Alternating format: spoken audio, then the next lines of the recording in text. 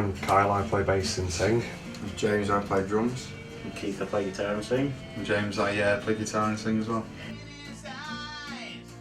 It's a typical thing, anybody who's in a band will know, it's, finding the right bunch of people is always a problem, and through one thing and another it kept changing, but this time, about a year ago, everything was just right straight away.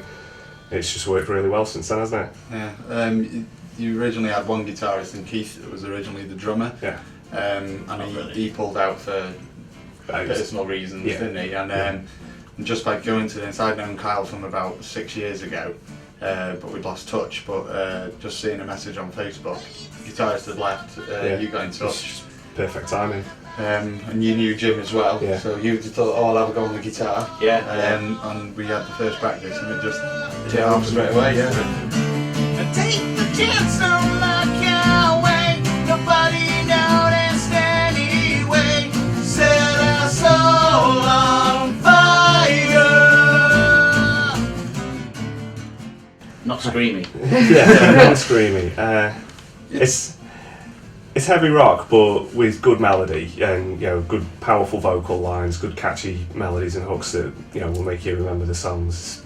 Stylistically, it's a bit of a mishmash because of the influences. There's a fair bit of the sort of Sabbath sort of heavy blues riff kind of style in there in places, but with bits of metal and pop punk and modern alt rock thrown in as well. It's a bit of a melting pot, really.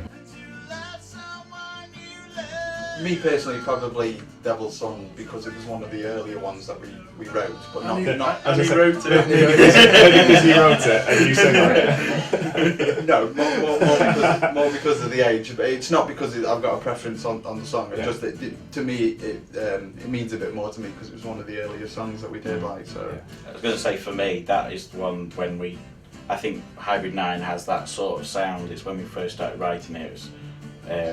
It came in, and then that was kind of like our little groove that we did, and a lot of the songs that we get to doing have that sort of underlying groove to them as well. So I quite like that one, but I also like Soul on Fire.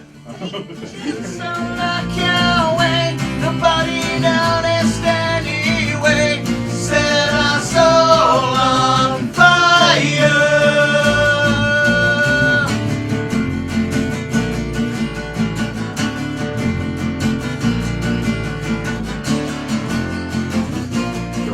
It's just as it comes, Yeah, we didn't set out to go right by this time we'll have this first EP done. I think it was just when we managed to get a collection of a reasonable amount of original songs. It was like right, it's time to get these recorded. Yeah. And so we've got something to take to gigs so that people can take Perth Hybrid.9 home with them.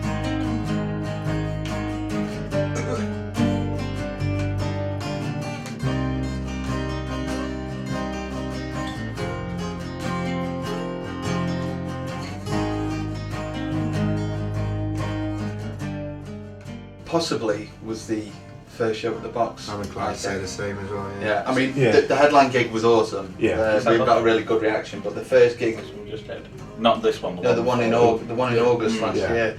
It was. When we supported Hex, wasn't it? Yeah, Hex were headlining, and we were last band on, and Toby, who put tonight's on, knew you guys from previous because he played there once or twice with the old lineup, and I don't think he really knew what to expect, did he? No. And the night went perfect. Everything sounded great. We got a really good reaction off people. People were going like crazy in the front there, they bouncing around like lunatics, and it was just like, wow, this is incredible. And I think that was the first big high I got off playing live with this band, and I think that one's definitely stuck in my memory. Yeah, I was going to say the same. I was going to say that one on New Year's. New Year's was good. Yeah. I mean, I think to be asked to play, rather than asking to play, to be just out of the blue, someone to come and say to us, "Will you play New Year's Eve?" Yeah. And we're like, "Oh yeah, okay, great." It sort of gives you something.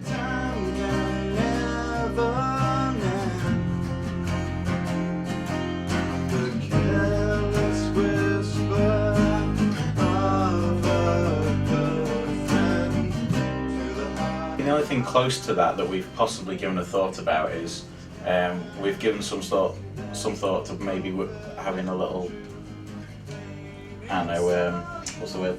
Just do a couple of songs with a female vocalist that we know. But I mean, besides that, there's there's so much diversity we could Well. go. I don't think Skrillex is available for us, but yeah, I quite wouldn't mind going that way. If Matt Bellamy's got a spare few times, he could orchestrate a few things for us. Yeah, that'd be nice. Yeah. I'm never gonna dance again the way I dance with you.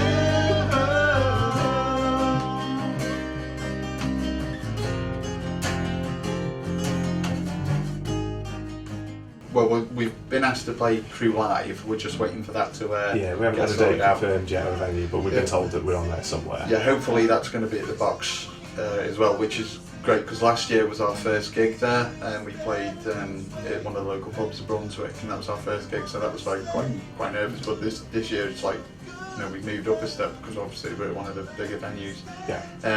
We're playing Bidstock as well at the Commercial Hotel in Sandbach, which comes across as like quite a metal festival, but it's not. They have all sorts of acts on there, quite a range of stuff there. Yeah. So that's going to be good because it'll be a nice outdoor summer gig. It will be like a proper festival. So we're looking forward to that as well.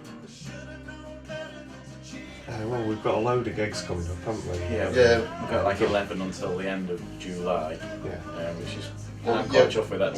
We've started getting requests in to play as well. It's not us ringing the pubs going, oh, can we have a gig? You know, they're actually contacting us and say, when are you available to play? Which is, you know, it's a real boost to get that as well. You know, it's nice to know that people are enjoying your music and they want you back, because I think we always turn up with a pretty good crowd because, you know, a lot of the locals in the area do like coming out to see us, don't they?